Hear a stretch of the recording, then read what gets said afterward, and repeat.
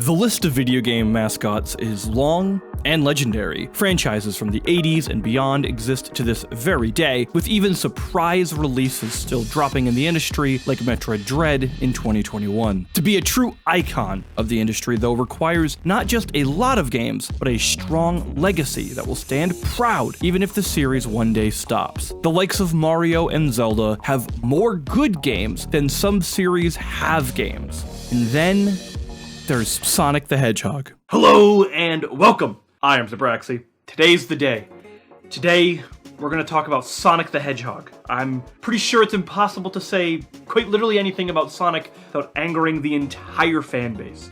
I know the plunge I'm taking, I think, but if this is the last video I ever post, you know what they did to me. Whew.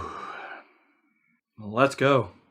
You know what series is really great but has had a troubled history? Final Fantasy and Mass Effect. Don't forget Turok, by the way. You all still remember Turok, right? By this point, we all know that like half of the Sonic series sucks. Let's just be brutally honest with ourselves here. There is no harm in just accepting that something we love is made up of genius and lobotomies in equal parts. Sonic the Hedgehog is the epitome of the yin-yang principle. Perfect balance. Sega has perfected the mathematical balance to such a degree that they ensured that Sonic Forces released within months after Sonic Mania in fear of the universe imploding on itself. Man, Sonic Forces sucks. Have you ever wondered what would happen if these two games actually ever touched?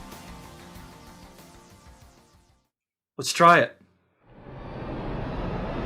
Oh god.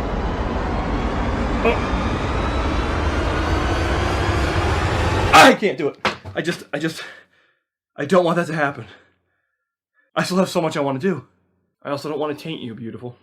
Today, you can't go more than a couple sentences into a conversation about Sonic the Hedgehog without acknowledging the wild ride that the series has had. The modern era is loaded with controversy, vitriol, and fanaticism. Being a Sonic fan today is it's complicated. Yet, it is important to remember that Sonic is important. The blue blur is incredibly pivotal to the success of the video game industry, and even set records like being the first ever video game balloon in the Macy's Thanksgiving Day Parade.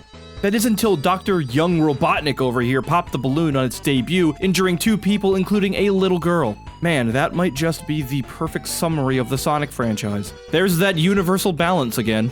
I think it's important to set the stage that I absolutely love many of the Sonic games. In fact, there are several titles that would even jump into my favorite games of all time list. Understand that my feelings of Sonic might be conflicted, but I love the series. Or at least I want to love it. Sega just makes this really, really hard. Sonic and I are actually the same age, and with that, I've grown up with the little rodent. I regularly bounced between Mario and Sonic during my childhood. Heck, my first ever comic book that I ever read was Sonic and Knuckles Panic in the Sky, and that's something that I remember to this very day. Like many, many others, Sonic was an integral part of my early life. When I was younger, my aunt actually bought me my Genesis. That's how I got the console, and with it, it came with a few games. Sonic the Hedgehog 1, Sonic the Hedgehog 2, and Comix Zone, all from Blockbuster, and I still have these games to this very day. The thing is, Sonic has been in my life for almost as long as I can remember. I think only Mario has longer video game memories for me,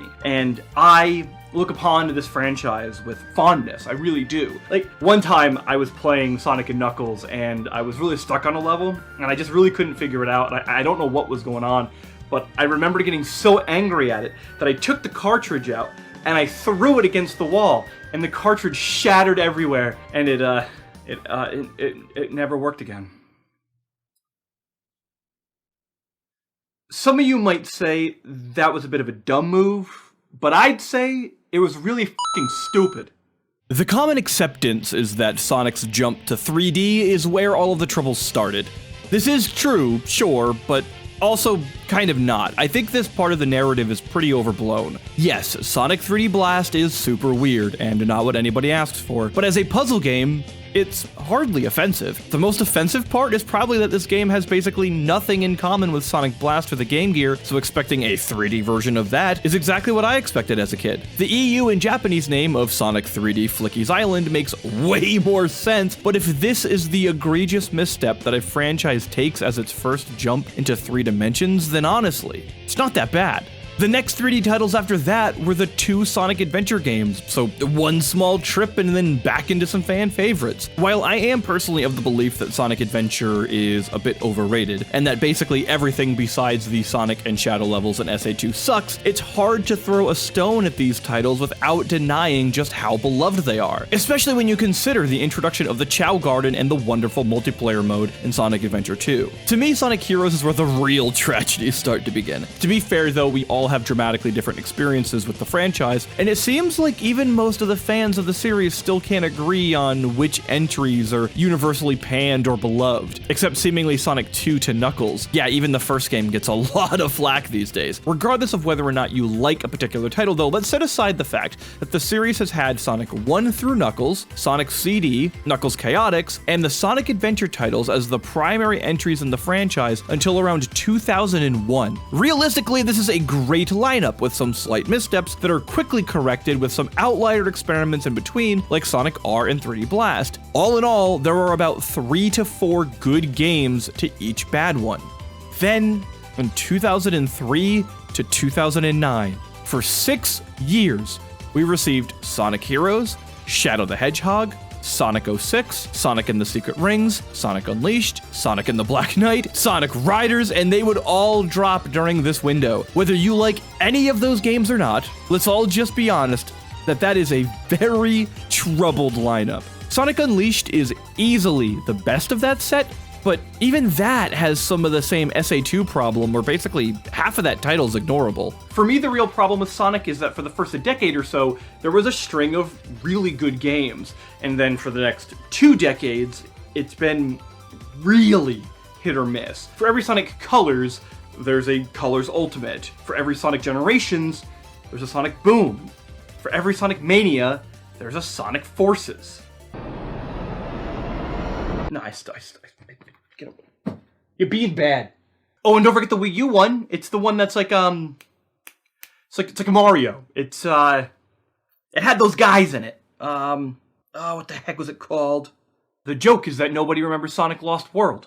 The theme song was pretty good though. Alright, hold on. A quick side note though. Have any of you ever played Sonic Boom, Fire and Ice on the 3DS? I've actually heard from a lot of people it's genuinely pretty good.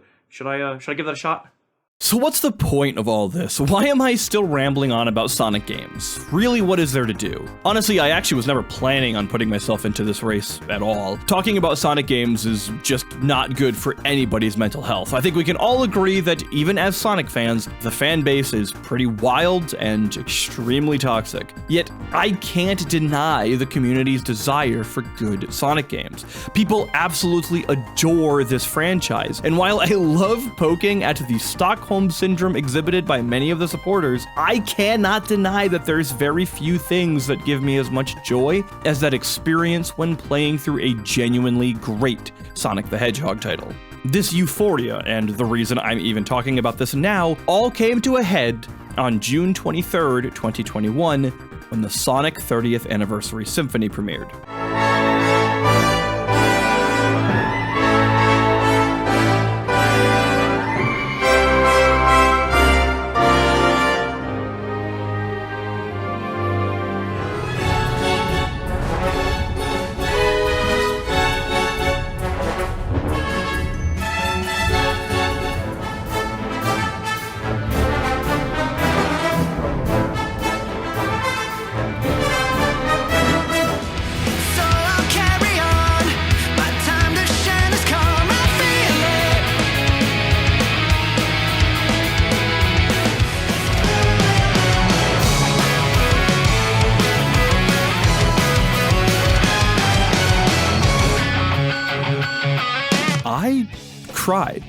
I did. I cried watching this event, and I'm not ashamed to say that. The music of the Sonic franchise is truly legendary, and watching this event only propelled my love for Sonic that much higher.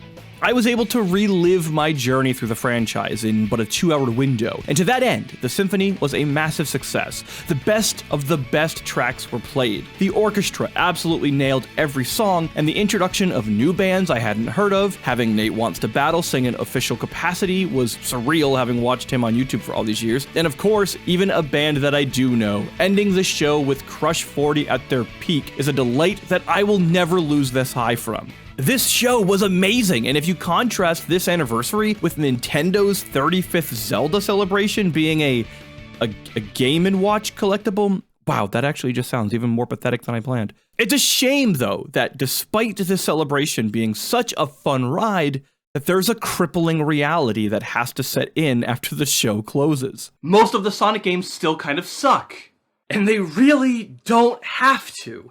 Sonic Generations, Sonic Mania, universally beloved Sonic games can exist in the modern era. Sonic Forces didn't have to be bad. The idea of playing a customizable avatar with different abilities in a Sonic game could be really cool. In fact, completing the same stage with different powers is core to the series and goes all the way back to Sonic 2 with Tails and Knuckles being added later on given the Sonic and Knuckles expansion card. So, genuine question.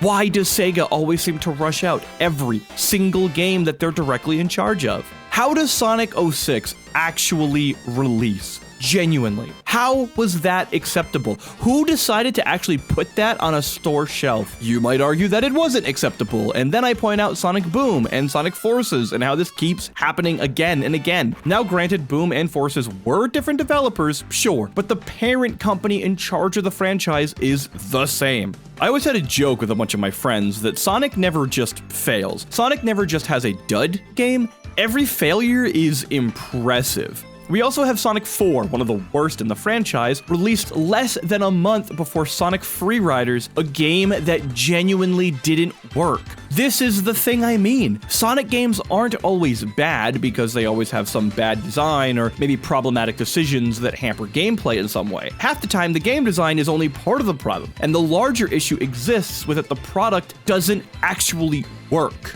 Sonic Boom is in a way better spot today than it was at launch, and by many accounts is actually a worthwhile trip now that it's actually a working piece of media. The method in how Boom launched into the shape it did, though, is a rather complicated story. A plot that contains a constant back and forth between publisher and developer with massive disagreements, poor contract details, and by many accounts, an oppressive publisher that only ignited more development hell. This isn't too different from other stories of people working with Sega either. Let's take a look at Sonic Mania, for example. This is one of the most successful Sonic games out there. It's the second highest rated Sonic game on Metacritic, the highest rated Sonic game on OpenCritic, and widely considered by many, myself included, as the best Sonic game in the franchise. Yet, as of the recording of this video, Sonic Mania 2 might just not be happening. As of 2022, Sonic Mania 2 has been internally scrapped, and the original team behind the project canceled their contract with Sega to work on their own 3D action platformer. Now, perhaps this is what the team always wanted, and to make their own stuff at some point anyway, and